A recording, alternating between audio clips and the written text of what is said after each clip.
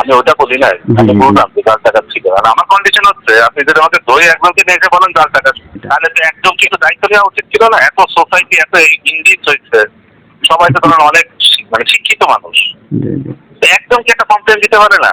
সারিয়াকান্দি থানার চন্দনবাইশা ফাঁড়ি এলাকার আপনার হচ্ছে ঘুঘুমারি নামক জায়গা থেকে কিছু ছেলে পেলে আপনার হচ্ছে জাল টাকা সহ 2জন ব্যক্তিকে ধরেছিল। পরে ত্রিপল লাইনে কল দেওয়ার পরে হচ্ছে চন্দনবাইশা ফাঁড়ির আইসি সহ এবং 2জন সাব ইন্সপেক্টর ঘটনাস্থলে যায়। যার পরে ওই 2জনকে ওই ছেলে পেলেগুলো হচ্ছে তাদের হাতে উঠাই দেয়। পরে হচ্ছে তাদেরকে ছেড়ে দেওয়া হয় এবং পরে ওরা খোঁজ নিয়ে জানে যে তাদেরকে ছেড়ে দেওয়া হয়েছে।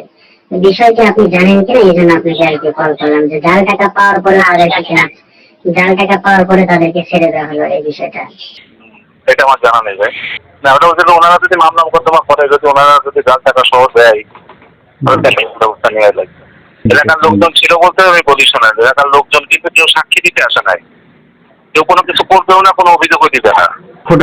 আপনি আমাকে দিয়েও দিতে পারেন, আমি ওটা বলি নাই, আমি বললাম যে জাল টাকা ছিল। আর আমার কন্ডিশন হচ্ছে আপনি যদি আমাকে ধরে একজনকে নিয়ে এসে বলেন জাল টাকা, তাহলে তো একজন কিন্তু দায়িত্ব নেওয়া উচিত ছিল না? এত সোসাইটি এত ইন্ডিজ হয়েছে, সবাই তো ধরেন অনেক মানে শিক্ষিত মানুষ, একদম কি একটা কমপ্লেন দিতে পারে না?